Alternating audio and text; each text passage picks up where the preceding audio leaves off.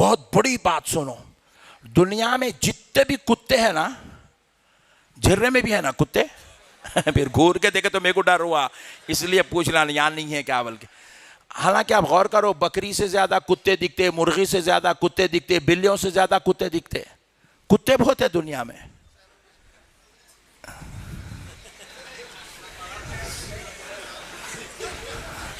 کتے بہت ہیں. بکریاں پکڑنے کی گاڑی نہیں آتی، مرغیاں پکڑنے کی گاڑی نہیں، کتے پکڑنے کی گاڑی آتی ہے. کتے دنیا میں بہت ہیں، مگر کتا ایک نجس جانور ہے، ناپاک جانور ہے. جب قیامت برپا ہوں گی تو اللہ تعالیٰ قیامت کے بعد سارے کتوں کو دوزخ کی مٹی بنا دے گا. سارے کتے دوزخ میں جائیں گے، دوزخ کی مٹی بنا دیے جائیں گے. لیکن سنو، خدا کی قسم، اصحاب کہف کا کتا انسانی صورت اختیار کر کے جنت میں داخل ہو جائے گا. اصحاب کہف کا کتا جنت میں جائے گا انسانی صورت اختیار کر. دنیا کے سارے کتوں کے لیے قانون الگ، ولیوں کے در پہ بیٹھنے والے کتے کے لیے قانون الگ. اب میں ایک سوال کر کے بات ختم کرتا ہوں، نہیں تھوڑی دیر اور بولتا ہوں. دیکھو، ایمانداری سے بتاؤ، کتا نماز پڑھا، روزے رکھا، زکوٰۃ دیا، پھر جنت میں کہیں کو جا رہا؟ کیونکہ انہیں ولیوں سے وفاداری کرا. اللہ کو اس کی وہ وفاداری اتنی پسند آئی، اللہ اس کو انسانی شکل دے کر، انسانی صورت دے کر جنت میں داخلہ عطا فرمائے گا. آپ بھی ولیوں سے وفاداری کرو، غدار مت بنو. ایک چندی چور، کل میں مہاراشٹر اکولا میں تھا، بیان کرنے گیا تو میرے کو ایک صاحب اس کی ویڈیو بھیج کے بولے، مولانا ذرا یہ سنو، اتنا خطرناک بولا. بولے کیا ہے؟ بول کے دیکھے تو بے وقوف بول رہا کہ 11ویں کرنا کفر ہے. کہتے ہیں نعوذ باللہ من ذالک، استغفر اللہ. اتنا پاگل ہے، اتنا جاہل ہے، گدھے کو نہ کفر معلوم ہے، نہ ایمان معلوم ہے، نہ ثواب معلوم ہے، نہ عذاب معلوم ہے، نہ شرک معلوم ہے، نہ بدعت معلوم ہے. جاہلوں کی زبان تارخ کو لگ گئی، بس بولتے اتنی بڑی چھوڑ لیا، جن کی اولاد دکھ رہا. صورت اتنی ہے، داڑھی اتنی ہے، چھوڑے 11ویں کرنا کفر ہے. ایسے جاہلاں پیدا ہو گئے دنیا کے اندر. قرآن ایسی تعریفیں کر رہا ہے کہ ان کے کتوں کو جنت میں بھیجنے کی بات کر رہا ہے، اور یہ جاہل ان کی فاتحہ، ان کے ایصال ثواب کو کفر کا درجہ دے رہے. نعوذ باللہ من ذالک. یہ وہی دور ہے مسلمانوں جس دور کے متعلق رسول اللہ نے کہا قیامت کے قریب ایسا زمانہ آ جائے گا، ایمان کو سنبھالنا ویسے ہی مشکل ہو جائے گا جیسے ہتیلی میں انگار کے ڈلے کو سنبھالنا مشکل ہوتا ہے. یہی وہ دور آ گیا.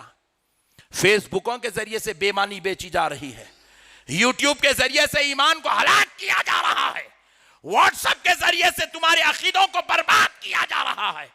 ایسے دور میں ایمان کو سنبھالنا، اللہ کی قسم، یہی آج کے لیے اس امت کے لیے سب سے بڑا چیلنج بنا ہوا ہے.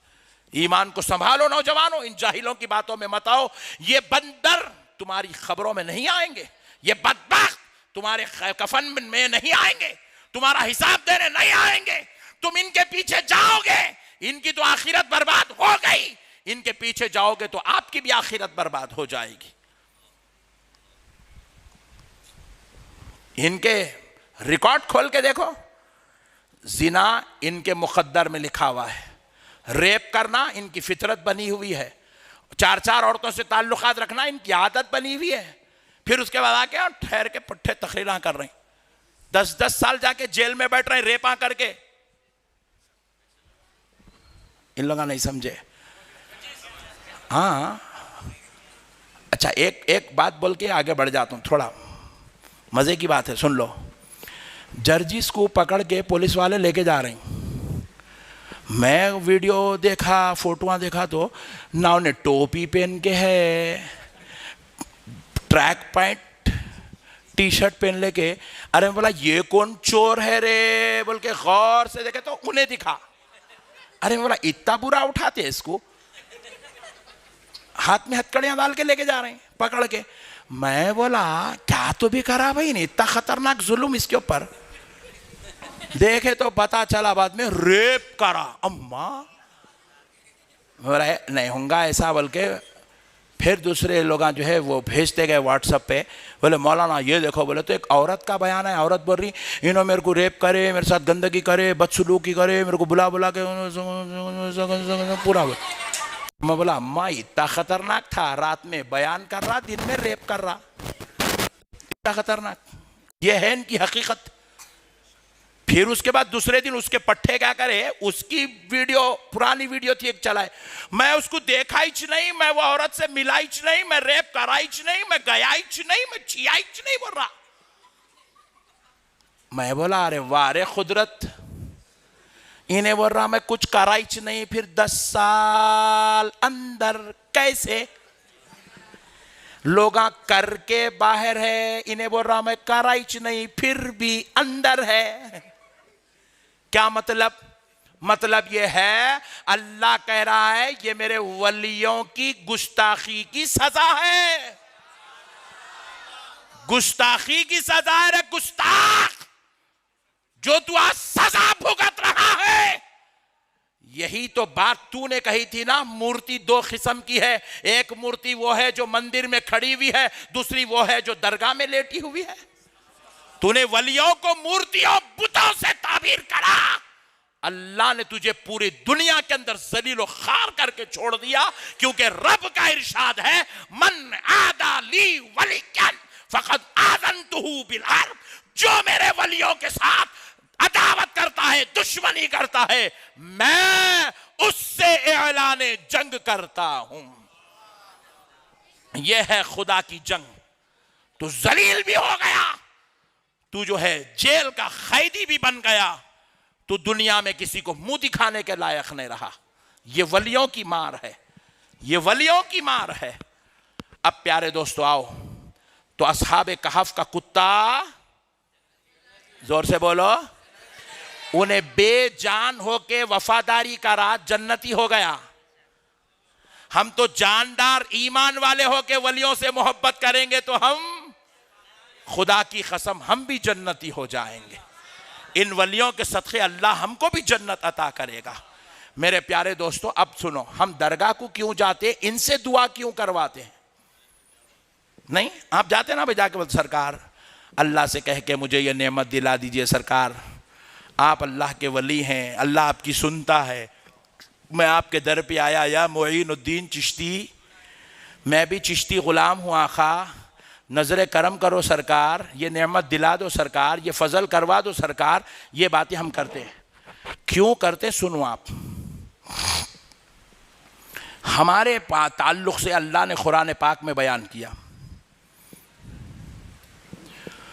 उदऊनी अस्तजिब लकुम। कुरान है, अल्लाह कह रहा है तुम मुझे पुकारो, मेरी बारगाह में आओ, दुआएं करो, मुझे आवाज दो, निदाएं दो, मैं तुम्हारी दुआओं को सुनूंगा। क्या कह रहा अल्लाह? तुम्हारी दुआओं को, जोर से बोलो, सुनूंगा, कबूल करूंगा। फिर रसूल अल्लाह फरमाते हैं हमारी दुआएं, हमारी इस उम्मत की दुआएं कबूल होने के 3 तरीके हैं। कितने तरीके? जोर से बोलो। पहला तरीका यह है कि अब दुआ करे अभी कबूल होना, और जो दुआ करे वही कबूल होना। जैसे कि कोई साहब बोल दिया अल्लाह मुझे औलाद दे दे, उसी वक्त कबूल करना, वही दुआ कबूल करना, औलाद वाली। एक तरीका है। दूसरा तरीका यह है कि अल्लाह ताला वो दुआ उनकी कबूल नहीं करता,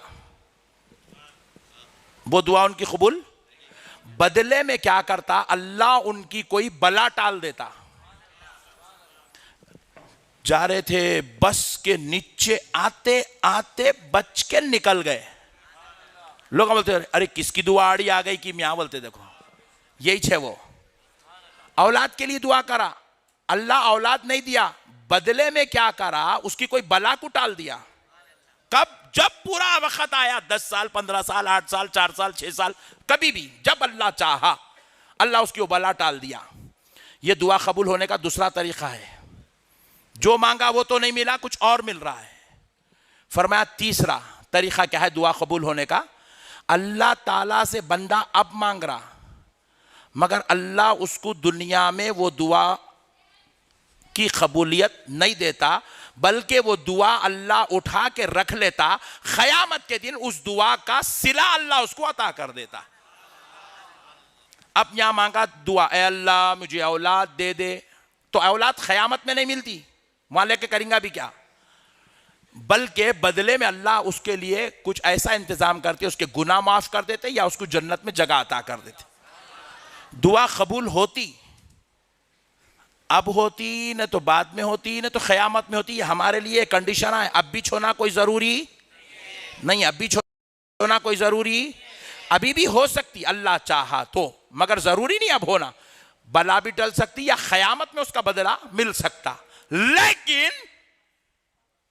حدیث قدسی اٹھا کے دیکھو,